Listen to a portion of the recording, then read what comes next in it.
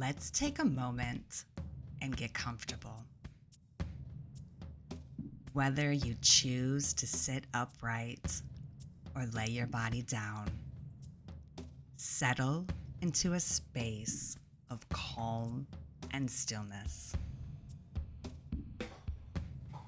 We will now be taking a journey to the crossroads to find the symposia, the tavern, the gathering place where Baubo can be found. And now, we're going to start with the breath. Become aware of your breathing. Begin to draw in deep inhales through the nose and release slow and steady exhales through the mouth. Repeat this a few times as your body settles and calms. Slow and intentional.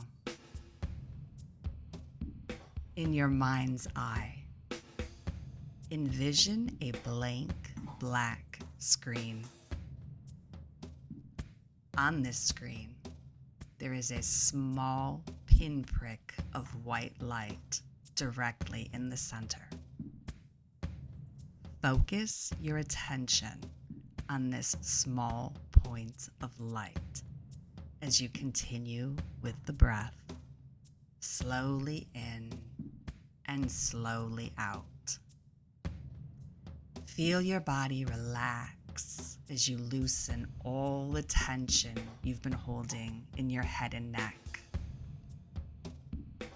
Feel your shoulders drop and loosen as this small point of white light begins to grow.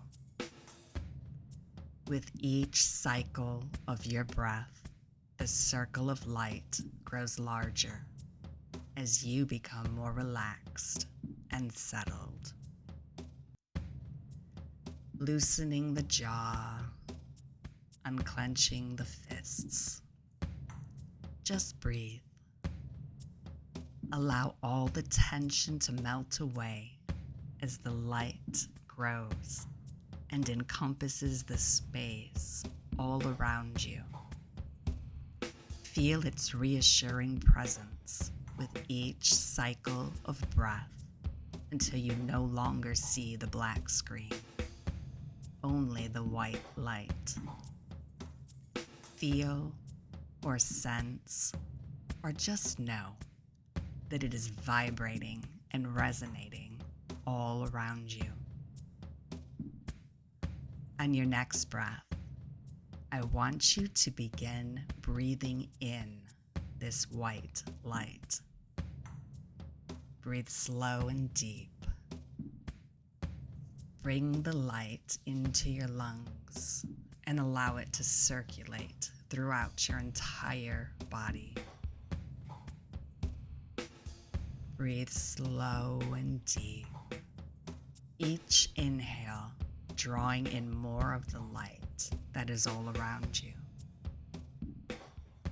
Feel it enter through your pores, penetrating the barrier of your skin and filling the inside of your earthly body vessel. Breathe slow and deep as you bring the light in deeper, using the breath to draw it into your muscular system. Draw it into your veins and circulatory system. Feel it illuminating your blood. Feel the light entering your nervous system as it travels throughout the entire body, sparking synapses, integrating with your own inner light. Your own soul spark is now activated and aware. Feel the light filling your organs, moving deep into your bones. This white, protective light, entering into your marrow and mixing with and illuminating the strands of your DNA. Continue to breathe it in until you and the light are indistinguishable from each other. Become one with the light. This light is your shield, your guard. It will protect your earthly body and guide your astral body as we begin the journey to the sacred crossroad. Now that you are one with the light, using your light body, move in the direction of the large, glorious tree you now see a short distance ahead of you. This is your traveling tree. It marks the entrance and the exit to the sacred crossroad we will journey to. Know that you are the key. You hold the power to enter and exit this space with ease while you are one with the light. As you move closer to your traveling tree, you notice there is a door hidden within the pattern of its textured bark. You know that you are the key as you approach the door and move through it with ease. Once inside your traveling tree, take a moment to look around. This is your sacred journeying point. Take in how it appears to you. If there is anything that stands out, commit it to your memory so you can explore it later. As you take in your surroundings, you see there is a spiral staircase with a faint glow that is calling you forward. The staircase is unique to you. Perceive it as it appears, but know there are 13 steps. We will count our way slowly down the spiral of stairs as we continue with the slow and steady breath as we descend.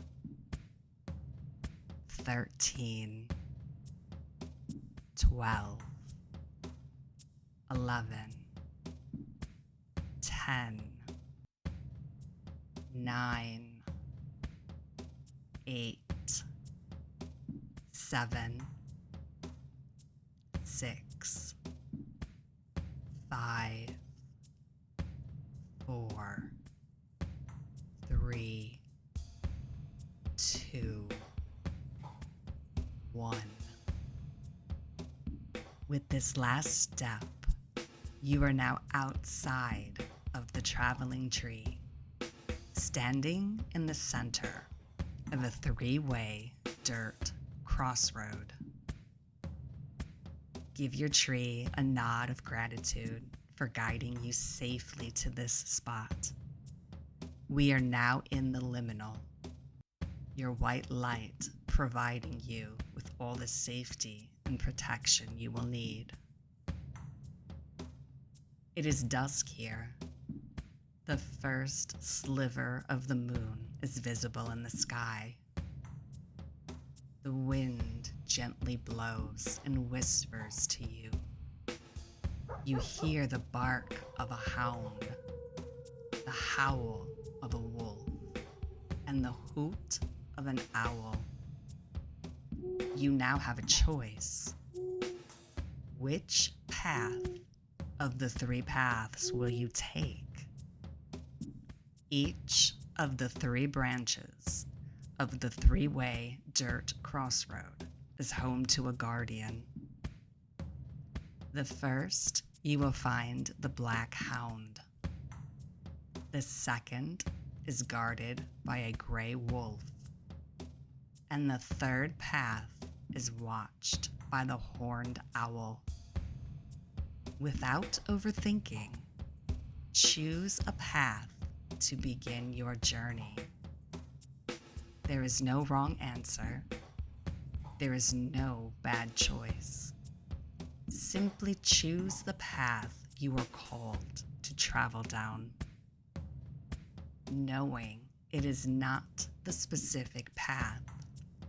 It is the choice of movement. Each of the paths will lead you to your aligned destination. As you walk your chosen dirt road, you see the faint glow of firelight in the distance. You hear the cacophony of laughter carried on the breeze, and your nostrils detect the faintest aroma of hearth-cooked food. The scent of spiced wine mingles with the air. Continue your movement down the path until you see the symposium, the building that houses the tavern, the gathering spot. Stop when you have reached this point. Turn and make eye contact with your special crossroad companion. You know they will be waiting for you right here in this spot when you are ready to return. Take a deep breath here, blow it out the mouth, and walk through the door, crossing the threshold into the tavern. There is a barkeep that notices you as soon as you enter, and he points with a long and bony finger to the very back of the room. Work your way through the crowd, pushing past the throng of jovial gatherers. Your business is elsewhere. You haven't come this way for merriment. You've come for a shift. You know that she who laughs with her full belly is the one you seek, the one they call Baubo, the ancient one, the oracle, the high priestess who guards the secrets kept behind the veil. You walk all the way to the back where you have been directed, and notice there is a sliver of light peeking from under a heavy wooden door.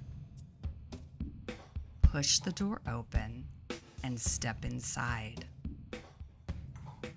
There is a fire blazing in a hearth, and hunched atop a tripod stool next to a small table is an old crone, dressed plainly in unassuming garments, with a hood pulled over her head. As she looks up, the twinkle in her eye draws you in. She beckons you to sit with her and offers you a goblet to join her in a toast. She hands you the drink she has specially prepared for you. Take your kaikian and drink it down. In an instant, the scene is transformed. The woman in front of you is now standing upright, dressed in bright crimson garments with golden adornments. As she laughs and writhes and dances around you, you see the flash of her many-colored skirts as they twirl and spin hypnotically while she dances. The sound of her laughter is as intoxicating as the kaikian she offered you. You know this is Baubo, the one you came to see. She knows why you are here, and takes from your pocket a delicate package wrapped in cloth. You have a pang of fear. You don't want to let it go. But you know that you desperately want to know more about Baubo and what she has to say to you. You know you must make this sacrifice to have the wisdom revealed. You must give her this gift. This is your price of admission. The cloth-wrapped package contains the fear that has been weighing you down. The fear you have been coddling, nurturing, and clinging to. You willingly pay the price, and she tucks your beautifully wrapped fear in her skirts, and in a movement quick as lightning, lifts her skirts over her head, revealing what is hidden. You are now staring directly between the pillars of the High Priestess. It feels cosmic and dreamlike. By lifting her skirts to you, Baubo has lifted the veil so you may receive a message. What you see and perceive is what you need to see. Do not look away until you have absorbed it. You are safe here. She whispers in your ear the truths of life. She reminds you that love is the greatest force. You are meant to walk in love, not in fear, not in anger, not in rage. With this new perspective, you giggle at the absurdity of your fear and how you have been holding it so tightly. And when you turn, Baubo is already gone, leaving the High Priestess card in her place. Pick it up and place it in your pocket, and walk back through the tavern to exit out the door you came in through. You are now back on the crossroad next to your companion who has been waiting for you. You are directly in front of your traveling tree. You already know that you are the key. Take a big breath in and quickly exhale it through the mouth. Say goodbye to the guardian of the crossroad and step inside.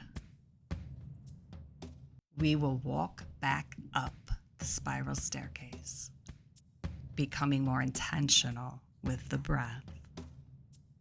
Slow and steady breathing as we ascend.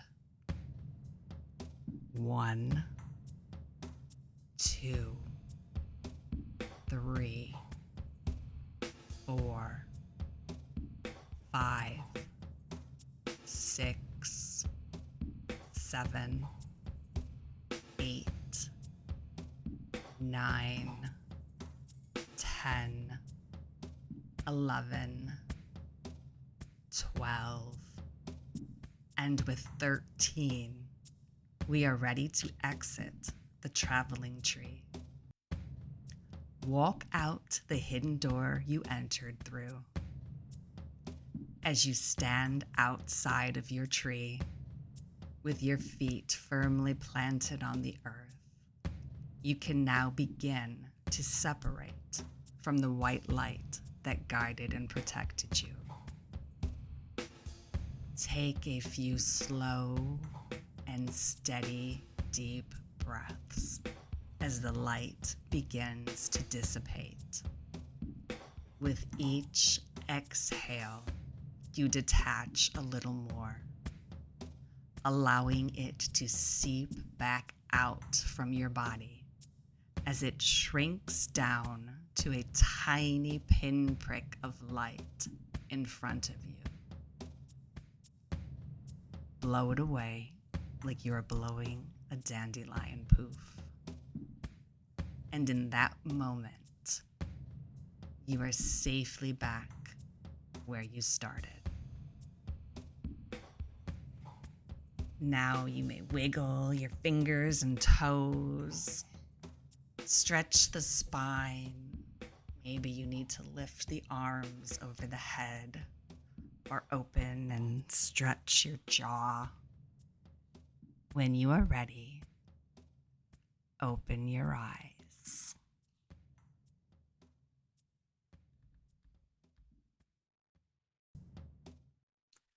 Welcome back, and thank you for spending your valuable time journeying with me in Baubo. I wanted to add a quick note about Kaikian, which I mentioned in the journey. Kaikian is the drink that Baubo prepares for Demeter in Persephone's descent. Not every version, but in some versions, you will find her handing Demeter a cup of Kaikian. In real life, or Kaikian is a drink. It consisted of a base of barley and water with added herbs that would really vary depending on the region that they were making it in and the recipe that they were using.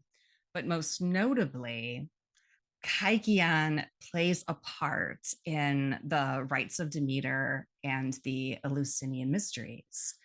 And that version of Kaikian is a psychedelic drink. And most scholars believe that it got those psychedelic properties from something called ergot, which is a type of psychedelic fungus that grows on rye or barley. So that's just your interesting fact there about Kaikian. If you were wondering, like, what is she talking about? Now, to help you process the journey that we just took, or to use this as daily reading, or whenever you see fit, I am also offering you a tarot spread that I've been personally utilizing myself these past few months, and I find it to be simple yet incredibly potent. I want to screen share it for you so you know what I'm talking about. This is included. There should be a PDF along with. Okay. Yeah, a PDF that has this for you in case you wanted to print it out. So I've been going through some stuff. Pluto is transiting my 12th house, Saturn's in my first house, Chiron returns, and let's just say all kinds of cosmic buffoonery is, hitting me. So I had some dark days, and this spread kind of originated from me literally asking the cards, what is going to keep me alive right now? So it became named the Alive, Aligned, and Thriving Tarot Spread. And I really just love it. Like, I love it.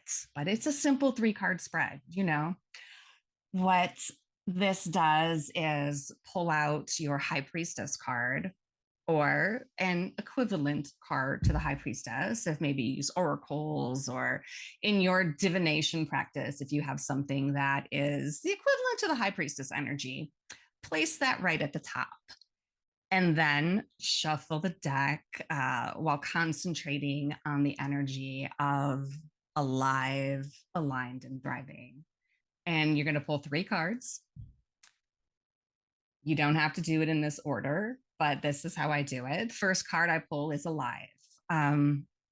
What is going to keep me alive is how it originated. And it's also good for what is going to help you live to your fullest potential? What is going to make you feel alive? What is going to keep that fire rising? What is going to fill you with passion? What's going to keep you alive, make life alive? Number two, the second card is aligned. And this is just basically, what energy do you need to align with to stay true to yourself? And I find this is very potent also because our alignment, it's not static and it's not linear. It is something that shifts and ebbs and flows, and we need to check in on it. Make sure that, do we need to pivot? Do we need to change something? Do we need to reassess? So this card is very helpful for, what energy do you need to be aligned to in this moment? And then the third card is thriving.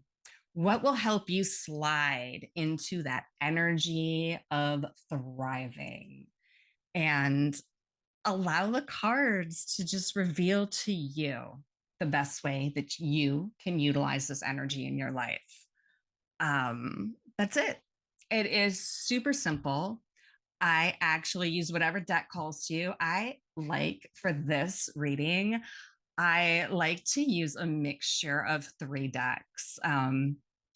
They seem to work together so well.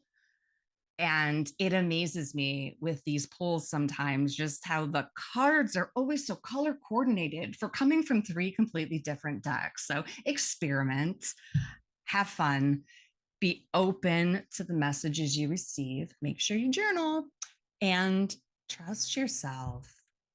So thank you. Thank you for staying to the end. Thank you for journeying with me, and have a remarkable time with the rest of the market. Bye-bye.